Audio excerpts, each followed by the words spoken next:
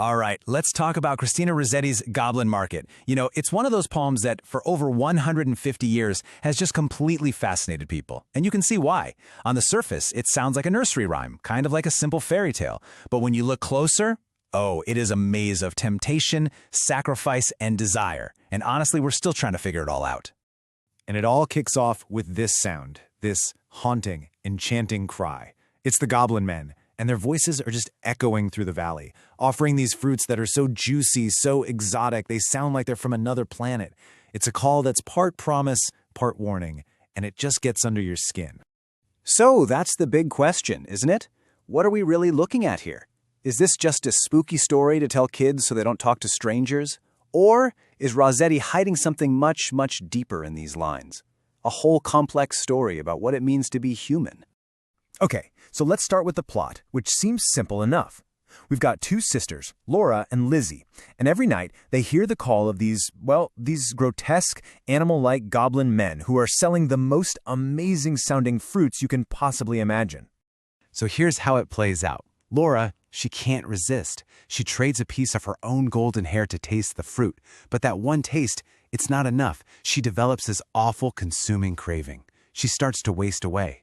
So then Lizzie, seeing her sister literally dying, goes on this heroic mission. She finds the goblins, endures their brutal attack, and comes back not with the fruit, but covered in its juices, which turns out to be a fiery antidote that saves Laura's life. Simple story, right? But man, is it intense. To really get this poem, you kind of have to get the poet.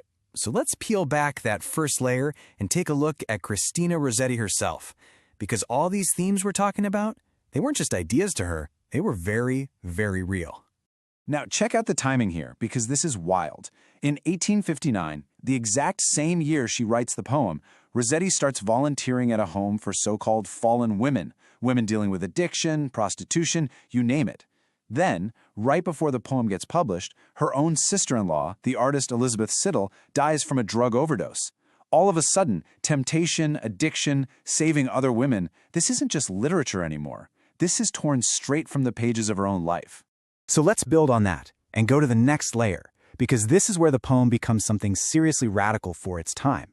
People started to read it as this powerful statement about female strength in both a feminist and a religious way. The key is how different the sisters are. You've got Laura, who you could say represents a more traditional or essentialist view of women. Emotional, passive, easily tempted. But Lizzie? No way. She completely breaks that mold. She represents a constructionist view. She's rational, she's brave, she's active. She basically proves gender roles are just made up by taking on the role of the hero herself, the one who fights the monsters to save the damsel in distress.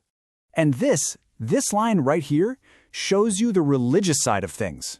When Lizzie comes back covered in fruit pulp, what she says to Laura sounds an awful lot like the words of Christ at the Last Supper, doesn't it? Eat me, drink me. She's offering her own body as a holy sacrifice to save her sister.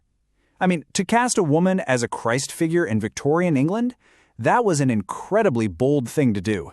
And think about what that means. In every fairy tale, a prince on a white horse saves the princess. But in this world, the men are cat-faced, rat-paced goblins. They're the whole problem. So the savior, the hero, the Christ figure is another woman. Rossetti is giving us this fantasy of a world where women have the power to save themselves and to save each other. Okay, you ready to dive even deeper? Because now we're getting into the really complex modern takes. This is where we can use ideas from psychology and queer theory to see the poem through some totally new eyes. Here's a wild thought. What if Laura and Lizzie aren't two separate people at all? There's this psychoanalytic idea of the double, where two characters are actually just two fighting parts of one person's mind.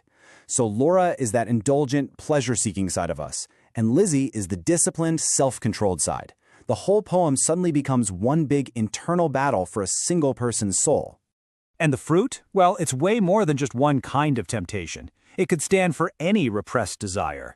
For Rossetti, you have to wonder if it was about the art world. I mean, her brothers were part of this famous art group, the Pre-Raphaelite Brotherhood, which was known for its super sensuous art and pretty wild lifestyles. That goblin fruit could easily be the beautiful, intoxicating, but maybe dangerous allure of art that has no moral compass. Which brings us to this other amazing concept called the queer pastoral. It's a critical idea where a perfect, idyllic country setting, like the sisters' little cottage, is used as a kind of safe bubble, a place to explore relationships that don't really fit into society's strict boxes. And if you look at how Rossetti describes their life together, golden head by golden head, locked together in one nest, it is so deeply intimate, both emotionally and physically. They've created this world for two, completely self-sufficient. No men need it. Their home is the setting for what one critic calls a queer domestic lifestyle fantasy, a world where the most important, powerful bond is the loving one between two women, far away from the judging eyes of the outside world. So, after all of that, after peeling back the layers of biography, religion, feminism, psychology, what are we left with? Well, we're left with a true masterpiece, a poem whose real power is that it just refuses to be only one thing. I mean, just think about it. It's a children's fairy tale. It's a Christian allegory. It's a warning about drug addiction. It's a feminist manifesto. It's a psychological drama. It's a queer exploration of desire. The amazing thing is, the poem isn't just one of these. It's somehow all of them, all at the same time. And that kind of brings us to the end here. Maybe the real magic of Goblin Market isn't about finding the one right answer. Maybe its genius is that it's big enough to hold everything. It's like a mirror. Whatever question you ask of it, whatever theory you bring to it, it reflects something back at you. And maybe, just maybe,